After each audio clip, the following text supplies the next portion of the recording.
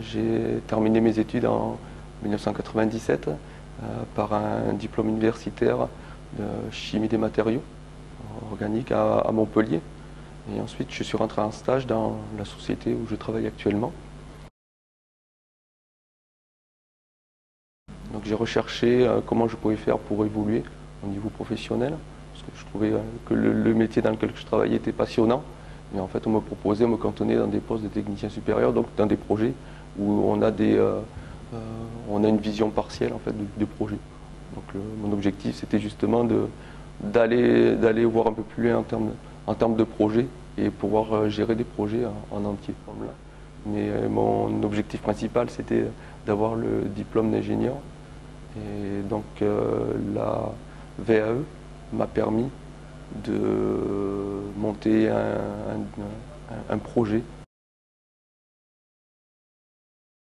Alors, de par mon parcours et puis de par ma formation, donc première année à distance, plus le DHET, à la VAE, j'ai eu une validation totale du diplôme. Je pense que l'étape la plus importante pour moi, c'était l'étape sur la finalisation en fait, du rapport. Parce que en fait, on arrive au terme de toutes ces années de formation que j'ai eu derrière. Il y a beaucoup de réflexion personnelle, il y a beaucoup d'engagement, parce que c'est des choses qui sont très intéressantes, qui formalisent bien en fait tout ce que j'attendais derrière, quoi. Je me suis fait la remarque entre les compétences que j'avais quand j'étais technicien supérieur et celles que j'ai maintenant quand je suis ingénieur.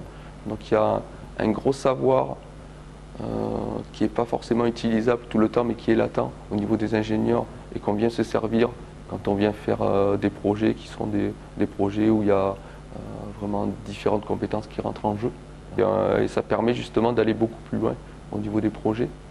Et la deuxième compétence, je pense qui est la plus importante, c'est la prise de recul qu'on peut en voir quand on est ingénieur par rapport à un technicien supérieur. Dans la société où je suis chef de projet.